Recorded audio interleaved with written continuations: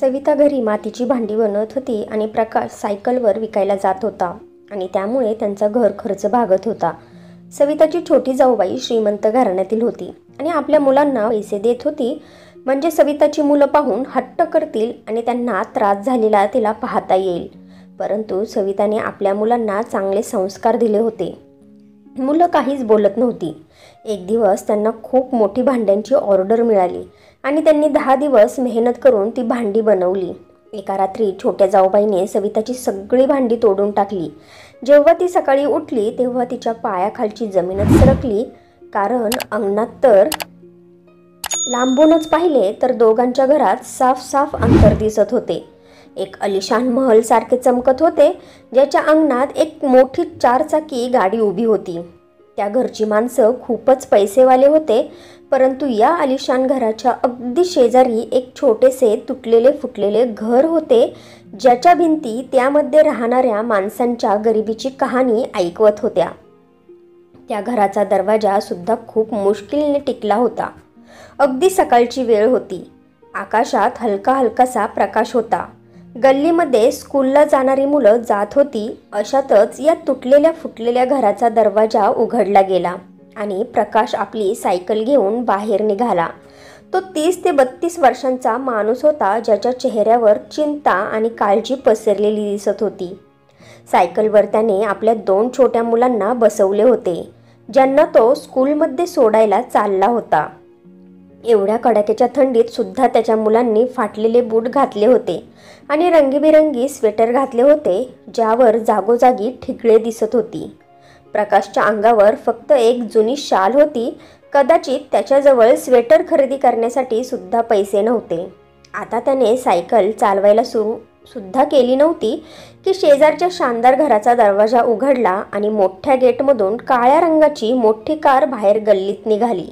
प्रकाशने मान वर करून कारला पाहिले आणि लगेच आपले डोळे खाली केले. ही कार त्याच्या छोट्या भावाची दिलीपची होती, जो एका मोठ्या कंपनीत काम करत होता आणि खूप पैसेवाला माणूस होता.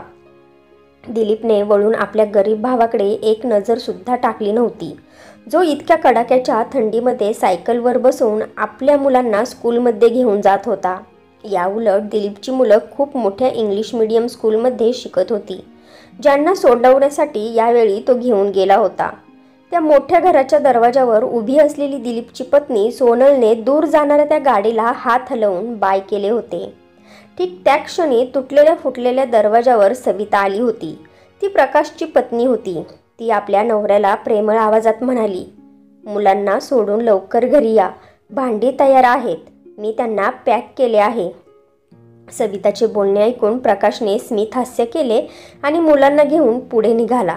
त्याचवेळी सविताची नजर आपल्या शेजारच्या घराच्या दरवाजावर असणाऱ्या सोनलवर गेली, जिने खूप महागातली साडी नेसली होती आणि कलर केलेल्या केसात बोट फिरवत होती. ती तिरस्काराने हसून सविताला पाहत होती. सविता थोडी नर्वस झाली होती. सविता सोनलसोबत हसली, कारण ती तिची छोटी जाऊबाई होती. तेव्हा सोनल सुद्धा थोडीफार हसली आणि लगेच घरात निघून गेली. इकडे सविता सुद्धा घरात आली. तिला माहिती होते की सोनल जाणून बुजून आपल्या पैशांचा दिखावा करत होती, कारण सविताचे मन जळत राहावे. परंतु सविता एक धीर धरणारी चांगली स्त्री होती.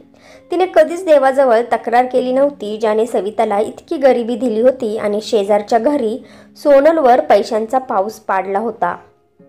प्रकाश मुलांना स्कूलला सोडून आला तेव्हा सविताने मातीची सर्व भांडी तयार करून ठेवली होती. प्रकाश आपल्या हातगाडीवर ही सगळी भांडी ठेवून विकत होता. मातीच्या छोट्या छोट्या हंड्या, छोटे छोटे मातीचे गल्ले, वाट्या आणि पक्ष्यांना खायला ठेवण्यासाठी भांडी इत्यादी. प्रकाशजवळ दुसरे काम करण्याची क्षमता नव्हती. नोकरी करण्यासाठी त्याच्याजवळ शिक्षणच नव्हते. तो आणि सविता घरातच मातीची भांडी बनवत असे. भांडी बनवण्यात प्रकाशसोबत सवितासुद्धा कुशल होती. परंतु कधी जास्त भांडी विकली जायची तर कधी कमी आणि कधी कधी तर काहीच नाही. त्यांची परिस्थिती सुधारलीच नव्हती. खूप मुश्किलने ते आपल्या घराचा खर्च भागवत होते आणि सविता याच्यातच देवाचे आभार मानत होती. प्रकाश भांडी घेऊन गेला तेव्हा सविता घरातल्या कामांमध्ये व्यस्त झाली. स्कूलमधून मुलं येण्याअगोदर तिने त्यांचे जेवण तयार केले होते.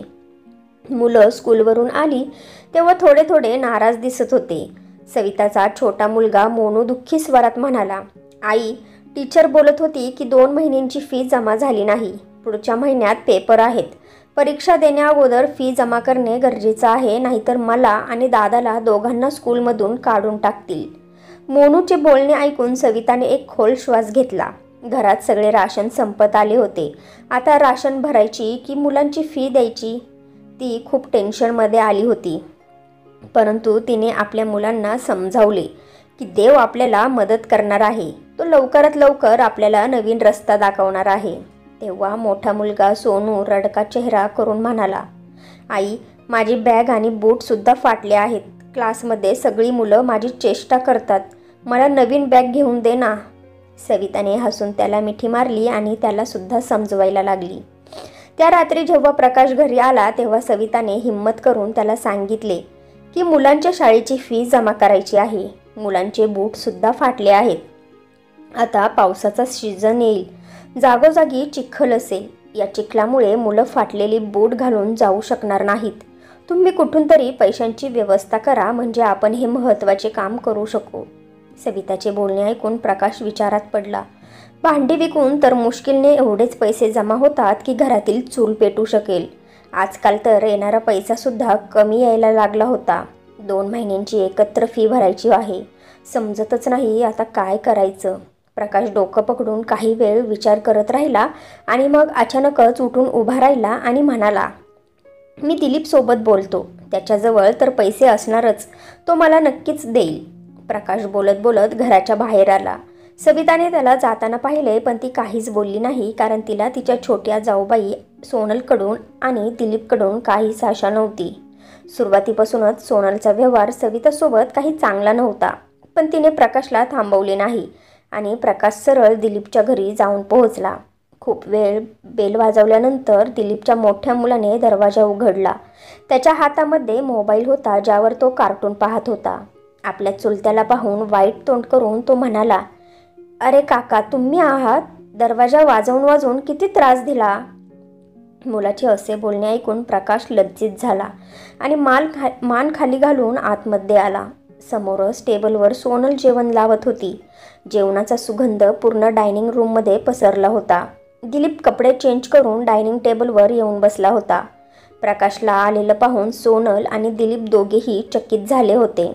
क्या बात है प्रकाश दादा, तुला काय झाले आहे जे तू आज माझ्या घरी आला आहेस? दिलीपने हळूच आवाजात विचारले आणि हात पुढे करून आपल्या प्लेटमध्ये जेवण वाढले. प्रकाशने पूर्ण प्रयत्न केला होता की जेवणावर नजर टाकायची नाही. खरं तर त्याला भूकसुद्धा खूप लागली होती. प्रकाश म्हणाला, दिलीप, मला पैशांची खूप गरज आहे. माझ्या मुलांची फी स्कूलमध्ये भरायची आहे आणि आता सध्या माझ्याकडे एवढे पैसे नाहीत. जर तू मला पैसे दिलेस तर मी तुला लवकरच पैसे परत करेन. तुझे माझ्यावर खूप उपकार होतील. प्रकाश ही गोष्ट खूप मुश्किलने म्हणाला होता. सोनलसुद्धा समोर येऊन बसली होती आणि जेवण करत होती. प्रकाशला सुद्धा जेवायला बोलवावे असे दोघांच्याही मनात आले नाही. भाताचा चमचा तोंडात टाकतच दिलीपने थोडा विचार केला आणि म्हणाला, सध्या तर मी तुला पैसे देऊ शकत नाही. मी कालच सोनलच्या सोन्याचा सेटसाठी ज्वेलरला पैसे दिले आहेत आणि आता तर बिलकुल माझ्याजवळ पैसे नाहीत. खाण्यापिण्याची तंगी चालू झाली आहे. मीच खूप टेन्शनमध्ये आहे आणि अशा परिस्थितीत मी तुला कसे पैसे देऊ शकतो दादा? दिलीपने स्पष्टच प्रकाशला नकार दिला होता. साफ दिसत होते की दिलीपला त्याला पैसेच द्यायचे नव्हते. प्रकाश गुपचूप खाली मान घालून घरी परत आला होता. जेव्हापासून त्याचा हा भाऊ श्रीमंत झाला होता, दोघांच्यामध्ये एक विचित्र भिंत तयार झाली होती. प्रकाश उदास चेहऱ्याने घरी परत आला तेव्हा त्याचा चेहरा पाहूनच सविताला कळाले की दिलीपने पैसे देण्यास नकार दिला आहे. तिने एक खोल श्वास घेतला. प्रकाश फक्त एवढंच म्हणाला होता की आपल्याला अजून जास्त भांडी बनवायला हवीत, म्हणजे आपली कमाई जास्त होईल. सविताने त्याच्यासमोर बटाट्याची भाजी आणि भाकरी आणून ठेवली. त्याने शांतपणे जेवण केले. दुसऱ्या दिवशी जेव्हा सविताची मुलं स्कूलवरून परत आली तेव्हा ते पहिल्यापेक्षा जास्तच टेन्शनमध्ये होते. सविताने कसंबसं करून त्यांना मनवले आणि जेवण दिले. परंतु त्यांनी होमवर्क करायला त्यांचे बुक उघडलेच होते की त्यांच्या छोट्या दरवाजाच्या घरातून सोनल आतमध्ये आली. तिने खूप महागातली साडी नेसली होती. आणि हातात सोन्याचे कंगन घातले होते. सविताने खूप हैराण होऊन सोनलकडे पाहिले, कारण आज सोनल हिच्या घरी अशी कशी आली होती. अजूनच हैराण करणारी ही गोष्ट होती की सोनल एकटी त्या घरी आली नव्हती, तर तिची दोन्ही मुलं सुद्धा आली होती, जी तोंड वाकडं करून घराला पाहत होते. सविता आनंदाने म्हणाली, अरे सोनल, ये ना, बस ना, आज कसे काय येणे झाले. सोनलने बसायच्या अगोदर त्या कॉटला चांगले झटकले आणि मगच त्यावर बसली आणि तिची दोन्ही मुलं तोंड वाकडं करून तिच्याबरोबरच उभी होती. तेव्हा सोनल आपले केस कानामागे टाकत म्हणाली, अहो ताई, तुमच्याकडे अशी चक्कर मारली. खूप दिवस झाले होते ना, आपली भेट झाली नव्हती. बोलता बोलता सोनलने केस मागे घेतले तेव्हा सविताची नजर तिच्या कानातल्या सोन्याच्या झुमक्यांवर पडली. सविताने एक खोल श्वास घेतला, कारण सोनल तिला हेच सगळं काही दाखवायला आली होती. सविताला सोनलचा स्वभाव चांगल्या प्रकारे माहिती होता. सविता हसली आणि म्हणाली, मी तुझ्यासाठी चहा बनवून आणते. बोलता बोलता सविता उठू लागली तेव्हा हात पुढे करून सोनलने तिला थांबवले आणि म्हणाली, अहो नाही नाही, मुलं आणि मी चहा पित नाही. आम्ही लोक फक्त ताज्या फळांचा ज्यूस पितो. पण तो तर तुमच्या घरात मिळूच शकणार नाही. फळं इतकी महाग झाली आहेत की तुम्ही लोक कुठून आणणार ना. सोनलच्या बोलण्यावर सविता शांत बसली होती. पण होमवर्क करणारा सविताचा मोठा मुलगा सोनू अचानक मान वर करून म्हणाला, ही गोष्ट नाही आहे काकी. आमचे बाबा आमच्यासाठी फळं घेऊन येतात आणि जे काही आम्ही मागू ते कसेही करून आम्हाला आणतातच. आम्ही स्वतःच त्यांना जास्त त्रास देत नाही. माणसाजवळ जे काही आहे त्याला त्याच्यातच खुश राहता यायला हवे. एवढा छोटा मुलगा असे बोलताना पाहून सोनलने त्याच्याकडे रागाने पाहिले आणि मग मान झटकली आणि आपल्या मुलांच्या बुटांकडे बघत सविताला म्हणाली, हे बघा सविताताई, मी मुलांचे बूट आणले आहेत. 4,000 रुपयांचे बूट आहे. ब्रँडेड आहेत ना, आणि खूप मऊ सुद्धा. सविताची नजर आपल्या मुलांच्या फाटलेल्या बुटांकडे जाऊन पोहोचली. सोनलने एक घमंड भरलेली नजर हसून सविताकडे पाहिले. हेच तर तिला हवे होते आणि सविताला भोळा चेहरा करून म्हणाली, माझी मुलं फिरायला जाण्यासाठी खूप हट्ट करत आहेत. त्यामुळे आम्ही एक प्लॅन बनवला आहे की आम्ही लोक बर्फ पाहण्यासाठी काश्मीरला जावे. तुम्हाला यायचे आहे का? तुम्ही सुद्धा चला ना. तुमची मुलं हट्ट करत नाहीत का? किंवा तुमचे मन फिरायला जाण्यासाठी करत नाही का? सोनलचे बोलणे ऐकून सविता हसली आणि म्हणाली, नाही सोनल, आमच्यात एवढी क्षमता नाही की आम्ही कुठे फिरायला जाऊ शकू. देवाची कृपा आहे की आम्ही खूप सुखी आहोत. सविता एवढेच बोलली होती की तिचा मुलगा सोनू पुन्हा म्हणाला, बाबा दिवसभर खूप मुश्किलने पैसा कमावून आणतात. त्यामुळे आम्ही त्यांना फालतू गोष्टींसाठी हट्ट करत नाही. ते जे काही आमच्यासाठी करतात ते आम्हाला खूप आहे. माझ्या टीचरने सांगितले होते की आई वडिलांच्या आज्ञेचे पालन करायला हवे आणि त्यांना त्रास द्यायला नाही पाहिजे. सोनूच्या निरागसतेवर आता सोनलचा पारा चढला होता. ती तर इथे सविता आणि तिच्या मुलांना जळवण्यासाठी आली होती, परंतु ते सर्व तर स्वतःच्या अवस्थेवर संतुष्ट होते आणि पुन्हा पुन्हा देवाचेच आभार मानत होते. त्यांना प्रकाशकडून सुद्धा कोणतीच तक्रार नव्हती की तो त्यांना फिरायला घेऊन जात नाही किंवा त्यांच्यावर खर्च करत नाही. उलट ते सर्व तर खूप खुश होते की प्रकाश त्यांना कष्ट करून सांभाळत आहे. रागात पाय आपटून सोनल उभी राहिली आणि म्हणाली, सविताताई, तुमच्या मुलांना बोलण्याचे तारतम्य नाही. मोठे लोक बोलत असताना मध्ये मध्ये बोलत आहेत. त्यांच्यावर कसले संस्कार नाहीत. चला बाळांनो. जाताना तिने रागाने सोनूकडे पाहिले आणि आपल्या मुलांच्या हाताला धरून ओढत नेले, जे महागातला मोबाईल घेऊन त्यावर गेम खेळत होते. मुलं आईसोबत जशी आली होती तशीच निघून गेली. सविता शांत झाली, कारण तिला चांगले वाटले होते की तिच्या मुलाने सोनलला उत्तर दिले होते. सविता तर शांत होती, पण सोनलच्या मनात आग भडकली होती. तिला सविता आणि तिच्या मुलांचे वागणे काही पटले नव्हते. तिला तर त्यांना आता रडताना तडपताना पाहायचे होते. त्यांच्या चेहऱ्यावर एवढं समाधान कसं होतं? विचार करता करता ती घरातच फिरत होती. दुसरीकडे जेव्हा प्रकाश घरी परत आला तेव्हा त्याच्या चेहऱ्यावर एक वेगळाच आनंद होता. ते सविताला जाणवले होते, म्हणून ती प्रकाशला म्हणाली, अहो, काय झालं आहे? आज जास्तच आनंदात दिसताय. तेव्हा प्रकाश आनंदात म्हणाला, हो माझी बायको, खूप आनंदाची बातमी आहे. अमेरिकामधल्या मोठ्या कंपनीला मातीच्या भांड्यांची गरज आहे. तिथले लोक जास्त करून मातीतल्या भांड्यांतले जेवण पसंत करतात, कारण हे नॅचरल आहे माझ्या एका मित्राने माझ्या या कंपनीबरोबर संपर्क करून दिला आहे. मला आता एक खूप मोठी ऑर्डर मिळाली आहे. 10 दिवसांच्या आत आपल्याला ही सगळी भांडी तयार करायची आहे आणि मग हा सगळा माल परदेशात जाईल. जर हा माल त्यांना पसंत आला तर आपली परिस्थिती सुधारेल बघ. आपल्या सर्व अडचणी दूर होतील आणि मग ते लोक माझ्याकडूनच भांडी बनवून घेतील आणि असे सुद्धा होऊ शकते की ते मला त्यांच्यासोबत अमेरिकेला घेऊन जातील. प्रकाशच्या या बोलण्यावर सविता हैराण होऊन त्याचा चेहरा बघत होती. भांड्यांची जी किंमत प्रकाशने तिला सांगितली होती ते ऐकून तर ती अजूनच हैराण झाली होती. एवढे पैसे तर ते पूर्ण वर्ष मेहनत करून सुद्धा कमावू शकत नव्हते. प्रकाश आणि सविताने भांडी बनवायला सुरुवात केली होती. यावेळेला दोघांनीही खूप मेहनत करून एक एक भांडे तयार केले होते. जादू तर त्या दोघांच्या हातात पहिल्यापासूनच होती, पण ऑर्डर खूपच मोठी होती. पूर्ण करता करता त्यांना 10 दिवस लागले होते. ज्या दिवशी प्रकाशला ती सगळी भांडी कंपनीमध्ये जमा करायची होती त्याच्या 1 दिवस अगोदर खूप मुश्किलने त्या दोघांनी ही सगळी भांडी तयार केली होती. सुकण्यासाठी त्यांनी ती सगळी भांडी अंगणातच ठेवली होती.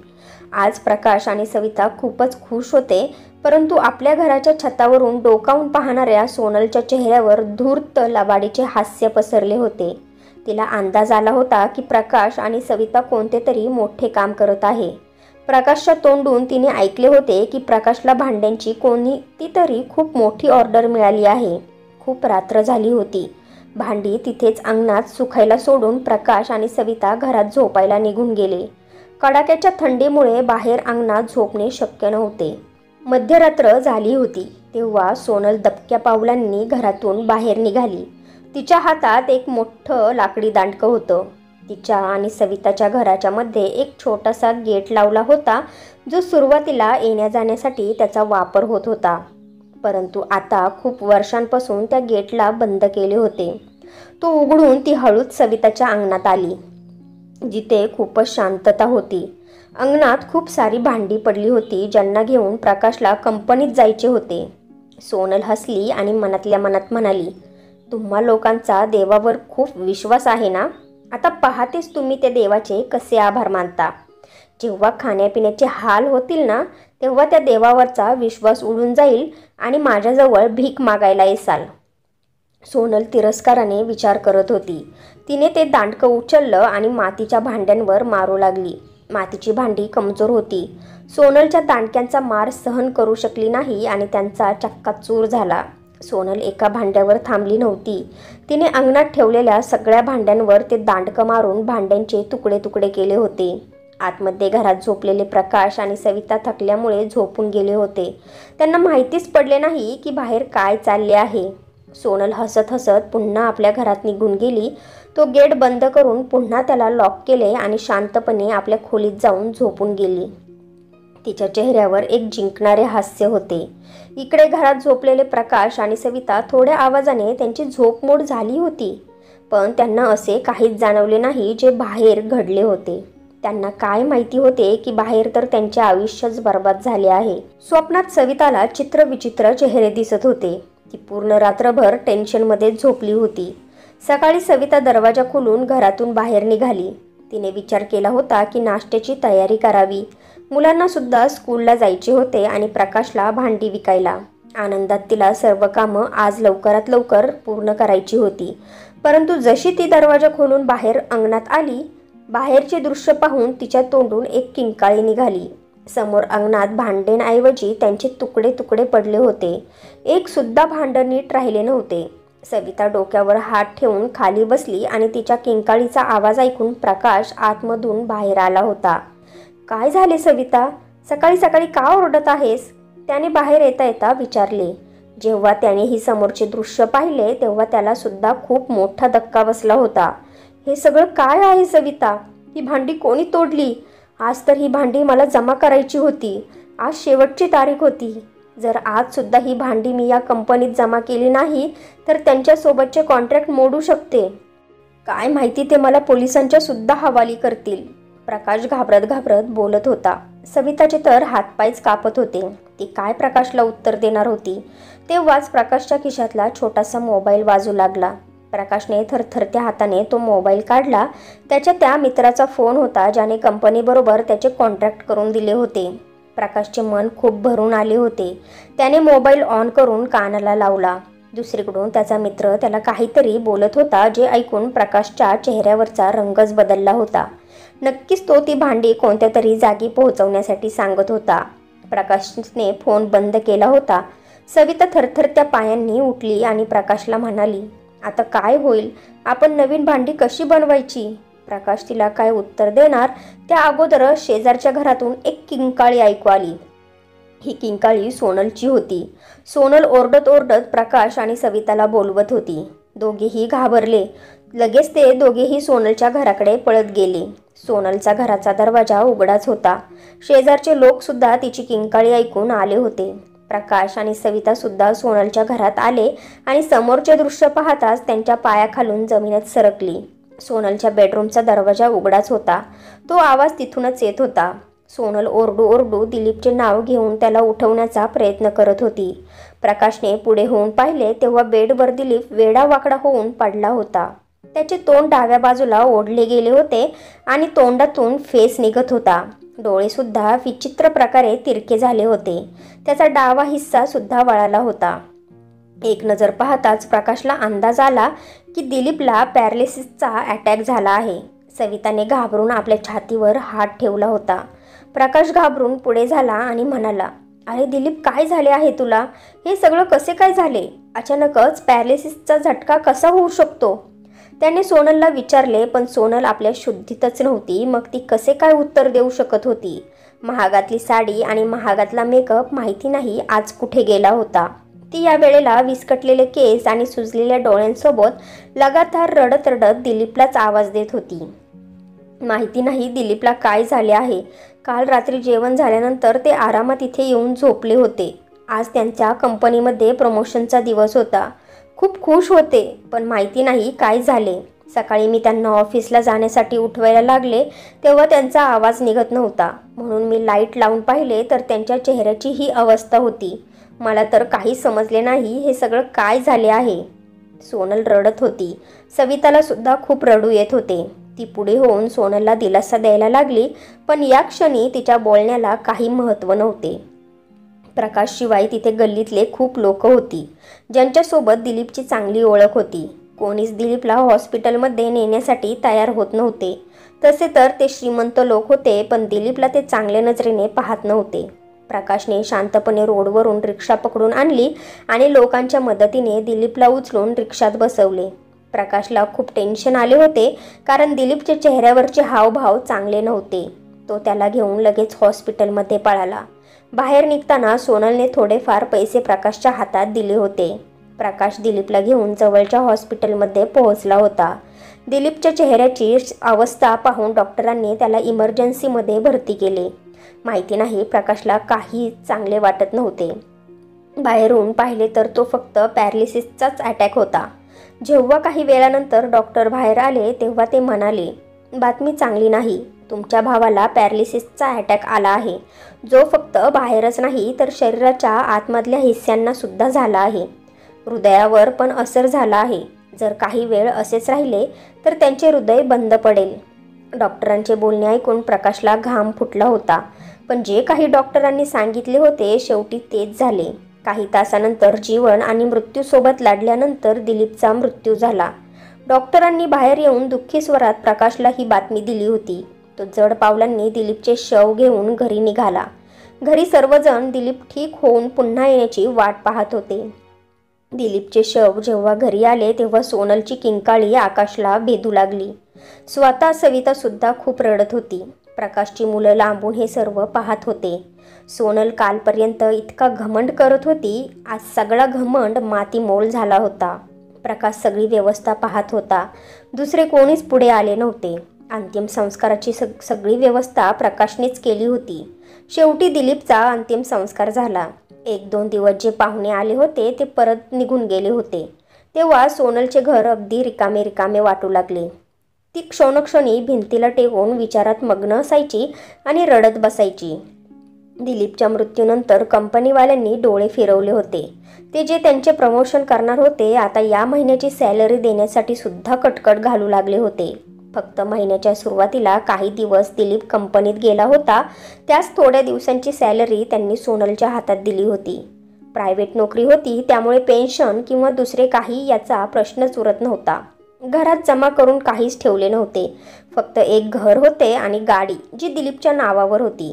पुढे जाऊन सोनलला याच वस्तू विकून आपल्या मुलांना सांभाळायचे होते. दिलीपच्या मृत्यूनंतर प्रकाश दुःखात एका भिंतीला टेकून बसला होता. जेव्हा सविता त्याच्याजवळ गेली तेव्हा त्याला म्हणाली, मुलांना स्कूलला जायचे आहे. चांगले हेच होईल की मी तुम्हाला काही नवीन भांडी बनवून देते. तुम्ही उद्या जाऊन त्यांना सायकलवर विकून या. कमीत कमी घरात चूल तरी पेटेल. बाकी सर्व काही नंतर पाहूया. सविताचे बोलणे ऐकून प्रकाशने मान वर करून सविताकडे पाहिले आणि म्हणाला, थोडी भांडी नाही, खूप सारी भांडी बनवायची आहे. तुझ्या लक्षात आहे का, दिलीपच्या मृत्यू अगोदर मला एक माझ्या मित्राचा फोन आला होता. तो हेच म्हणत होता की कंपनीने ऑर्डरमध्ये थोडा टाईम वाढवून दिला आहे. आता ते 1 महिन्यानंतर ऑर्डर घेऊन जातील. 1 महिन्याच्या आधी मला पहिल्यापेक्षा जास्त भांडी बनवून त्यांच्या हवाली करायची आहेत. ही ऑर्डर पूर्ण होताच ते लोक मला खूप सारे पैसे देणार आहेत.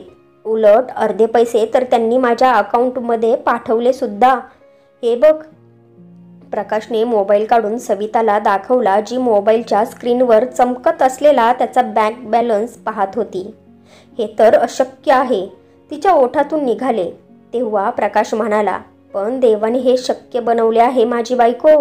इकडे दरवाजात सोनल त्यांचे बोलणे ऐकत होती. अचानकच ती जोरजोरात रडू लागली. म्हणू लागली, त्या दिवशी रात्री तुमची सगळी भांडी मीच तोडली होती. म्हणजे तुम्ही लोक आणि तुमची मुलं भुकेने मरून जातील. पण मला नव्हते माहिती की देवाचा क्रोध माझ्याच घराला बर्बाद करेल. शक्य असेल तर मला माफ करा ताई आणि भाऊजी. मला देवाने खूप मोठी शिक्षा दिली आहे. सोनल जोरजोरात रडत होती आणि सविता आणि प्रकाश तिला चकित होऊन पाहत होते. परंतु खरंच सोनलला तिच्या कृत्याची शिक्षा मिळाली होती. काही दिवसानंतर त्यांची भांडी बनवून पूर्ण झाली होती. अमेरिकावाली कंपनी त्या भांड्यांना आपल्यासोबत घेऊन गेली. कंपनीला ही भांडी इतकी आवडली की त्यांनी प्रकाशसोबत एक मोठे कॉन्ट्रॅक्ट केले. तो त्यांना प्रत्येक महिन्याला एवढी भांडी बनवून देणार. त्या बदल्यात प्रकाशला लाखो रुपये मिळायला लागले होते. ते कुटुंब जे पहिले गरिबीचे चित्र होते, आता त्यांची परिस्थिती सुधारायला लागली होती. परंतु शेजारी राहणारी सोनल आणि तिची मुलं अगदी तसेच तरसू लागले जसे काही दिवसांपूर्वी सविताची मुलं तरसत होती. फरक फक्त एवढाच होता की सविता त्यांना जळवण्याऐवजी शांतपणे त्यांची मदत करत होती. तर मित्र आणि मैत्रिणींनो, सोनलला तिच्या कृत्याची जी शिक्षा झाली ती योग्य होती का? मला कमेंट्स करून नक्की सांगा. तर फ्रेंड्स, तुम्हाला ही स्टोरी आवडली असेल तर व्हिडिओला लाईक करा आणि आपल्या नात्यांचा स्पर्श या चॅनेलला सबस्क्राईब करा आणि बेल आयकॉनवर क्लिक करून ऑलवर सेट करा. म्हणजे पुढची व्हिडिओ तुम्हाला लगेच मिळेल. धन्यवाद.